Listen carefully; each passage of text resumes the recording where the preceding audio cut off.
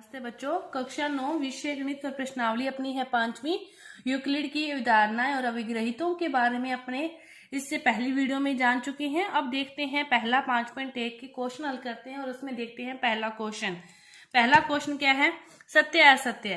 तो सत्य और असत्य का भी पहला क्वेश्चन क्या है कि एक बिंदु से होकर केवल एक ही रेखा खींची जा सकती है। पहला क्वेश्चन क्या है, एक बिंदु से लेकर, और इसका कारण भी बताना है। तो आप कैसे हल करोगे कि ये कोई बिंदु ले लिया, ये बिंदु से एक रेखा खींच दी, ये दूसरी, ये तीसरी, चौथी, कितनी भी रेखाएं खींची जा सकती है। तो आप क्या लिखोगे, इसको पहले लिखोगे असत्य, पहले क्या लिखोगे असत्य, और फिर क्या लिखोगे कि एक बिंदु से एक से अधिक रेखाएं खींची जा सकती है नीचे दी गई आकृति के अनुसार। इस प्रकार आप इसको पूरी व्याख्या सहित लिखोगे।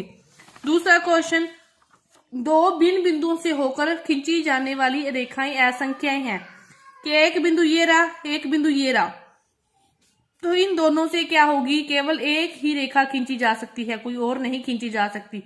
तो इसको आप कैसे लिखोगे कि ये भी क्या है, असत्य है कि दो भिन्न बिंदुओं को मिलाने वाली या खींची जाने वाली रेखा एक ही होती है उपरोक्त चित्रानुसार। कि उपरोक्त, नीचे आप डायग्राम बना दोगे। इस प्रकार ये आपका दूसरा क्वेश्चन। इसके बाद देखो तीसरा क्वेश्चन कि एक शांत रेखा दोनों ओर अनिश्चित रूप से बढ़ाई जा सकती है। कि ये आपके पास है कोई भी शांत रेखा, ठीक है, तो ये इस ओर भी बढ़ाई जा सकती है, इस ओर भी बढ़ाई जा सकती है, और यह उसका अभिग्रहित भी है। तो आप नीचे लिख दोगे यूक्लिड की अभिग्रहित के अनुसार यह क्या है, सत्य है। और इसके बाद यदि दो वृत्त बराबर है तो उनकी त्रिज्याएं बराबर होगी। तो ये तो निश्चित और बात है कि इसकी एक अभिग्रहित है कि दो संपाती जो चीजें हैं वो आपस में बराबर होगी। अब एक वृत्त ये है, एक वृत्त ये है, इसकी त्रिज्या भी 3 है, इसकी त्रिज्या भी 3 है, तो एक दूसरे को ये अच्छी तरह से ढक लेंगे कि ये एक वृत्त है, ये एक वृत्त है, ये एक दूसरे को क्या होंगे, ढक लेंगे, कभी कोई भी स्पेस नहीं रहेगा। तो फिर ये संपाती होंगे तो इनकी फिर त्रिज्याएं क्या होगी, बराबर होगी। तो ये है आपका चौथा अभिग्रहित, ये भी क्या है, सत्य है, और आप व्याख्या करके लिख सकते हो। इसके बाद ये आपको दे रखा है कि ए बी पी क्यू के बराबर है, पी क्यू एक्स वाई के बराबर है, तो ए बी एक्स वाई के बराबर है कि ये भी इसका अभिग्रहित है। आप लिखोगे कि ए बी बराबर पी क्यू और एक्स वाई भी बराबर पी क्यू। कि अब यूक्लिड के अभिग्रहित के अनुसार क्या लिखोगे, यूक्लिड के अभिग्रहित के अनुसार कि जब एक वस्तु दो वस्तुएं किसी एक ही के बराबर होती है तो वो दोनों भी आपस में क्या होती है, बराबर होती है, यूक्लिड के अभिग्रहित के अनुसार। इस प्रकार आप इसको हल करोगे। इसके बाद देखो दूसरा क्वेश्चन, परिभाषाएं लिखनी है। तो देखो दूसरा क्वेश्चन क्या है, परिभाषाएं। पहली परिभाषा किसकी है, समांतर रेखाएं की।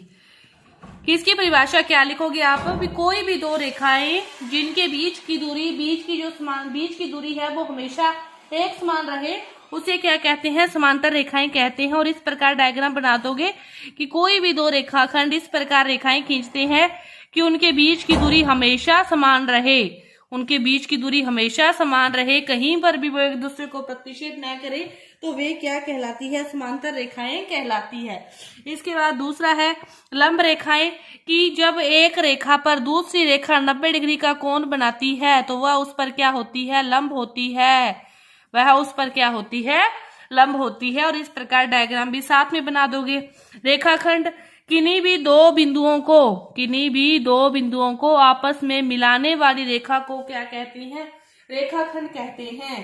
किन्हीं भी दो बिंदुओं को आपस में मिलाने वाली रेखा को रेखाखंड कहते हैं। वृत्त की त्रिज्या को क्या लिखोगे, वृत्त के केंद्र से उसकी परिधि के बीच की दूरी, वृत्त के केंद्र से परिधि तक की दूरी को क्या कहते हैं, वृत्त की त्रिज्या कहते हैं। और इसको किस से लिखते हैं, आर से लिखते हैं। इसको किस से लिखते हैं, आर से लिखते हैं। इसके बाद अगला है वर्ग, कि वर्ग किसे कहते हैं, वर्ग वह चतुर्भुज है जिसकी चारों भुजाएं बराबर होती है।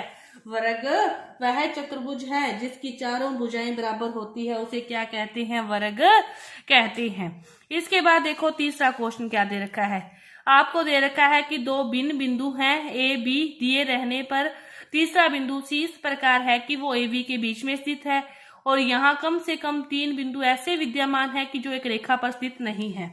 अब देखो ए बी कोई दो बिंदु हैं, एक बिंदु ए ये रहा, एक बिंदु बी ये रहा, फिर वो कह रहा तीसरा बिंदु सी क्या है, उनके बीच में विद्यमान है, तो उनके बीच में विद्यमान है, ये मान लिया अपने यहाँ। फिर दूसरा क्या कह रहा है कि जो ए और बी है और तीसरा बिंदु है ना, वो एक रेखा पर नहीं है तीनों, कि ए बी को रेखा पर मानते हो तो सी को कहीं भी ऊपर नीचे मान लो कि वो उस रेखा पर नहीं है। तो फिर ये दोनों कथन क्या एक दूसरे की परिभाषित कर रहे हैं क्या? नहीं, क्योंकि ये तो कह रहा है कि उनके बीच मध्य में है, तो मध्य में तो यहाँ होगा और तीनों क्या होंगे, एक ही रेखा पर होंगे। लेकिन इसमें क्या कह रहा है कि वो एक रेखा पर नहीं है, वो कहीं भी हो सकता है, इनके बाहर भी हो सकता है, जरूरी नहीं है कि इस साइड ही होगा, वो कहीं इस साइड भी हो सकता है, ऊपर नीचे। तो ये एक रेखा पर नहीं है, ये कह रहा है कि ये एक रेखा पर है। तो ये एक दूसरे को परिभाषित नहीं करते, परस्पर विरोधी हैं, और यह क्या है, अपरिभाषित कथन है। ये दोनों कथन एक दूसरे को परिभाषित नहीं करते, अपरिभाषित कथन है, और ये यूक्लिड की अवधारणाओं के अंदर, अविग्रहितों के अंदर भी नहीं आता। ये है आपका तीसरा क्वेश्चन। इसके बाद देखो चौथा क्वेश्चन क्या है कि ए बी के बीच कोई बिंदु सी इस तरह स्थित है कि ए सी बराबर सी डी, ए सी बराबर सी बी आएगा, ये सी डी, चलो देखते हैं कि ये है ए बी, इनके बीच में कोई बिंदु है सी, इस प्रकार सी बी आएगा, डी तो है ही नहीं ना फिर यहाँ पे, कि बीच में है। कि ये क्या कह रहा है, इसने दिए रखा है कि ए सी बराबर क्या है, सी बी दे रखा है, सी बी।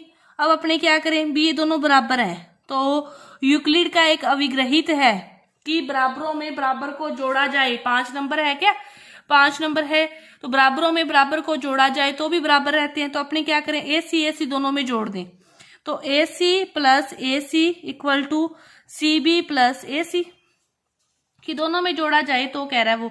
तो अब देखो ए सी, एक ए सी और एक ए सी, कितने ए सी हो गए, 2 ए सी, और देखो सी बी और ए सी, सी बी में ए सी जोड़ दो तो ये पूरी रेखाखंड क्या बन गई, ए बी, पूरा रेखाखंड क्या बन गया, ए बी। अपने को किसकी वैल्यू चाहिए, ए सी की, तो ए सी की वैल्यू निकालेंगे, 2 इस साइड भाग में है तो दूसरी साइड 2 किस में जाएंगे, गुना में है, दूसरी साइड 2 किस में जाएंगे, भाग में। तो यही अपने को क्या करना था, प्रूव। तो ये अपना क्या हो गया, प्रूव्ड हो गया। अब डायग्राम बना के ये लिख के ये लिखोगे कि दिया है, ये लिखोगे दिया है, और फिर लिखोगे यहाँ पे कि यूक्लिड के 5वें अविग्रहित के अनुसार बराबरों में बराबर को जोड़ा जाए तो वो भी बराबर होते हैं। तो ये दोनों बराबर हैं, इनमें बराबर को जोड़ देंगे तो ये दोनों भी क्या होंगे, बराबर होंगे। तो यहाँ से अपना जो सिद्ध करना था वो सिद्ध हो गया। तो आपकी इस 5.1 प्रश्नावली का जो एक भाग है पूरा हुआ। आगे का जो भाग है वो अपने अगली वीडियो में करेंगे। तब तक के लिए धन्यवाद।